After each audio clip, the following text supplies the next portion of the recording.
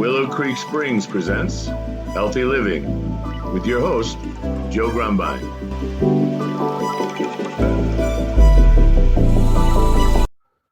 Hello and welcome back to the Healthy Living Podcast. I'm your host, Joe Grumbine, and today we're going to talk about perspective and health. And I think that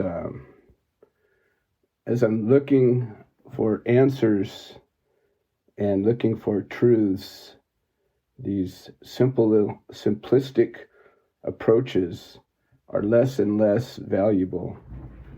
And I remember there was an old saying that I don't know if it was on a t-shirt or a coffee mug or something, and it said, you can't change the past, but you can ruin the present by worrying about the future. And I think the lesson of that was, to be present and mindful and all of that.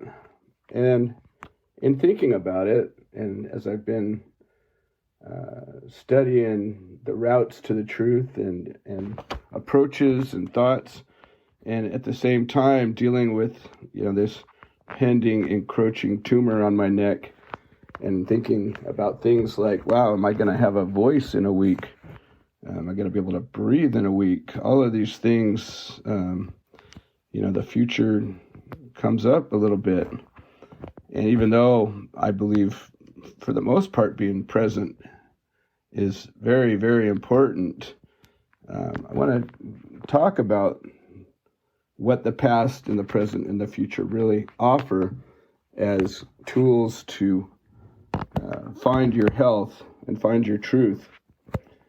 And, looking at the past, I think there's a lot of value that comes from reflection and learning from experiences, spending time, meditating, doing energy work and things like that often put you in touch with your past and maybe things that you've forgotten, maybe grief or emotional closure,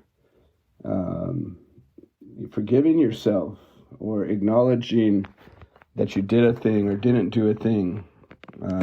We bury so much in our past so that we don't have to be plagued by it. And, it's definitely a coping mechanism, but at the same time, there's a place where protecting yourself from a trauma and keeping yourself from growing come together. And, as you become focused more on growth, you end up having to tear some of these old scabs off. And the only way you can do that is by looking at the past. And another thing is, you can create closure sometimes by going back. And, you don't necessarily realize it, but you leave a place open sometimes for a relationship when it's already passed. Maybe the person has passed on, or maybe just both parties have moved on with their lives, but yet there's still this placeholder. And believe it or not, every placeholder takes energy. As I'm learning, as my energy is being taxed and tapped, and you realize where it's coming from. Even these words that I'm speaking are taking energy, and that's why I'm being careful and not telling my story over and over again. And as we start to acknowledge the truth about things, well, all of a sudden, where we spend our time becomes more important. Recognizing growth is another value to the past. A lot of times when we stay so mindful and present, I know I'm guilty of this, is I'm very hard on myself and I want to do better. So I'm just always focused on, okay, a little more, whether it's pushing myself mentally, physically, spiritually, whatever it is, wherever I am, it's always, you need to go more. But once in a while, if you take a step back, you can say, wow, look how far I've come. And so there's most definitely some value to that. Forgiveness acceptance. That's a place that you have to go to the past if you're ever going to come to that present moment of forgiveness and acceptance. You have to be able to sit with your memory. You have to be able to sit with your actions and truly acknowledge the responsibility of your actions, and then switch over to the present and say, I know this is who I was. I know this is what I did, but here's who I am now.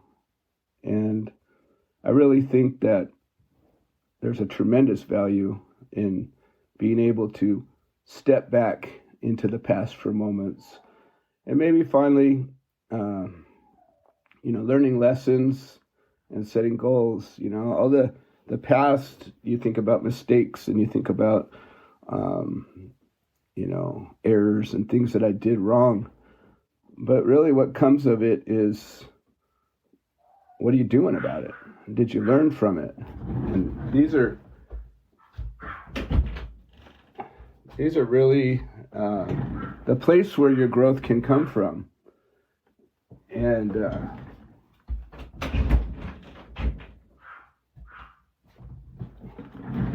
sorry about that. I think that really the lessons of the past, they translate right away into the present, but they only can come from spending the time in the past. Then we get into the present, and it's pretty apparent a lot of the things by staying in the present. Mindfulness is a very important word of today, and being present, being mindful, it's more than just not daydreaming. It's more than keeping your eye on the moment. It's engaging. It's focusing your attention. And we've talked about attention as the thing that matters the most. It's funny. I received a text message from one of my sisters, and I know I've maybe mentioned that, of all the people that have been supportive in my life, especially as I'm going through this cancer right now, I haven't heard a goddamn word from my immediate family, and it's okay. I've had to accept the fact that we don't have a relationship. We don't know each other. And there's a place where you have to own that, and whether it's good or bad or why it happened really isn't the issue. What is the issue is that it is. And I haven't talked to this sister in more than 10 years, I think. Maybe I talked to her when my dad passed, I think almost 8 years ago. But you think about somebody you haven't talked to in that long of time, and frankly, you don't know them anymore. And it's interesting because the way that she reached out to me was like, I don't go on social media very often, but I saw something your wife posted, and I heard you're battling cancer, and just want to send you love and light. And that was what she had to say. And I didn't even answer. I sent her a little heart because, of course, I love her, but I don't know her. I don't have a relationship with her, and I'm not going to spend any words and time trying to build something that isn't right now. And not to say there isn't a place for it. I don't have any ill will or negativity. I just don't have energy to put into a relationship that isn't. And I think that's where living in the present and being aware of the past and being honest about it. So being mindful definitely, manages anxiety. If you're not tripping on the past, you're in the now. That's where the zone comes from. They say you get yourself in the zone. Well, it's just being present, and you're not thinking about where you were coming from or where you're headed. You're just here right now, and you can have the most dramatic performance if you can get and keep yourself in that place. And of course, all the things that come from managing anxiety, you get a better mood, you can lose depression, your blood pressure can get better. I mean, it goes on and on. Your focus increases, and then you create a positive cascade, just like bad habits can create a negative cascade. You can really get yourself into a positive cascade of one action opens up a door for another action to be more likely, and you can really move forward.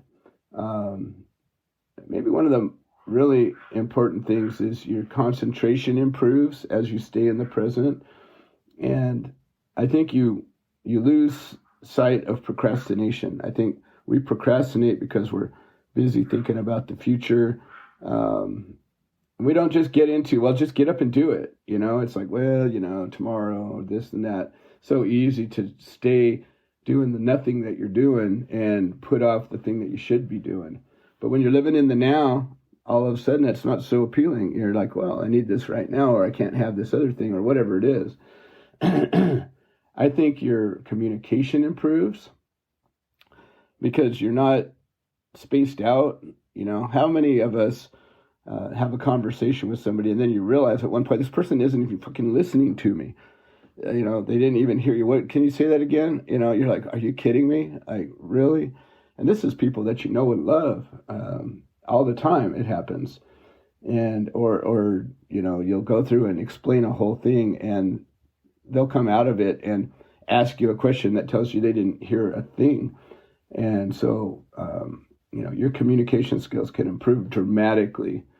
And even the quality of your time as you're living in the moment, your time passes in a relative way and generally passes pretty quickly, but you're not stuck, wishing, wondering, and you're not anxious about what's going to happen. So I think it's really your quality of time improves. And maybe accepting the truth, accepting a situation. I know with my day-to-day experience, if I was to put myself into the future, it'd be difficult because, I balance between the reality of what I'm feeling and experiencing and, what I see is my future. But living in a place that hasn't happened yet is really difficult in the sense of, you're feeling one thing and you're seeing another. And I think that there's definitely a value in just living in the now. I know when I was locked up because I provided medicine for sick people, I remember being in a horrible place where I just was like, wow, I can't believe I'm here and I can't get out of here. I can't leave if I wanted to. I can't eat what I want. I can't do anything I want. And then I thought to myself, well, you know what? You're just in this moment of time. And at one point you'll be through it and it won't be here anymore. And that was the thing that helped me to get through that. And I just kept saying, this is a moment of time. Just keep walking. And before you know it, it'll be tomorrow. And before you know it, it'll be tomorrow. And before I know it, you'll be out of here. And you know what? It happened. And so, spending time sort of dancing between the tenses can be valuable. And then getting to the future, I think if we don't spend any time looking at the future, we drift and we don't know where we're going. We don't have direction. So setting goals, and this has to do with health. I know when I started my health journey, I started, by losing weight, and I had to look to the future as my future, if I didn't change this, was going to be just like my dad's. And I was going to be probably dead before I was 70. And, here I am, 58, and aside from this cancer, I'm super healthy. And I know when I get through this, I'm going to go back to a very healthy life. And it'll be because of looking to the future at that time. And so most definitely there's value to that. Your life satisfaction improves, I think, when you look to the future. You have something to look forward to. You have something that gives you hope. Something that you hope for is powerful. I know in my day-to-day living right now, I've got a tremendous amount of pain and discomfort all the time, and I just look forward to that moment where that's gone, and I can feel it for moments, and even just getting a glimpse of a retreat, which happens from time to time. It's like, yeah, it's an amazing experience to just have a little bit of insight to what the future can bring. Insight into long-term effects of things. That's another important element of the future. So when you're looking to the future as to what you're doing, your actions today, planting trees, like on my garden, the Gardens of Hope, 30 years ago, I had the insight to just plant trees. And at the time, you're never going to see the value of that, but I knew if I just planted them in time, they would give me what I needed. And now we walk through the garden and, there's 30, 40-year-old trees that would not have been there had we not put them in at that time. And we're realizing, we are the future right now from those experiences. I think really a big place where the future can come into place is by visualizing what you want to see.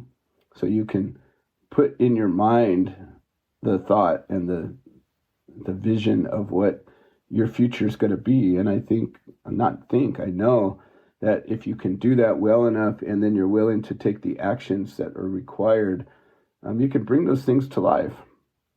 And, these are proven techniques and all of that. And I really think that, including strategic thinking, but to be able to take your thought and your goal, your wishes, and then turn it into a vision, that's happening. That's operating in a future place, but bringing it to the present. That's some real powerful actions that you can do if you spend some time learning on it.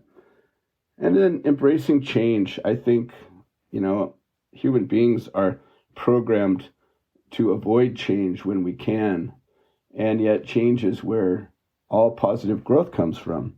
If you stay the same, you're getting worse all the time, generally. And in order to find a better place, you have to change.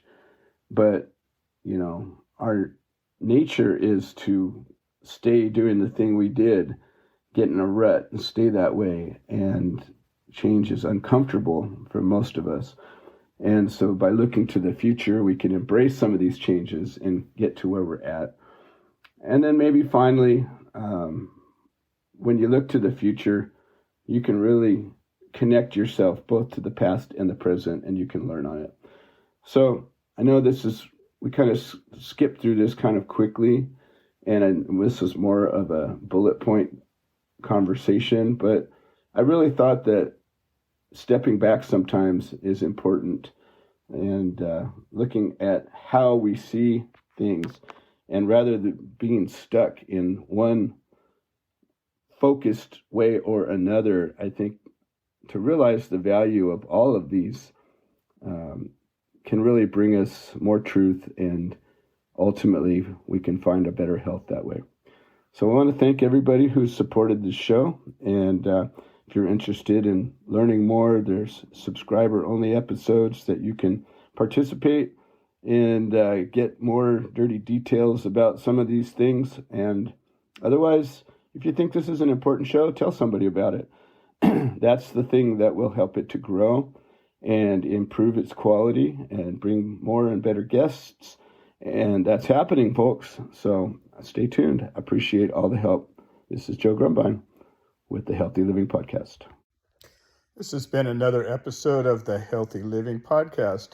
We produce this show so that people can share their stories, people that have overcome obstacles, people that are undergoing obstacles. We're building a community of health-minded individuals.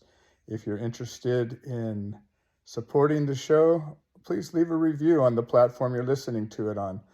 If you're interested in becoming a guest, please send an email to itsjoegrumbine@gmail.com, or you can send a note into the notes section of the podcast. All right. Well, thank you for supporting this show, and we hope you've enjoyed it.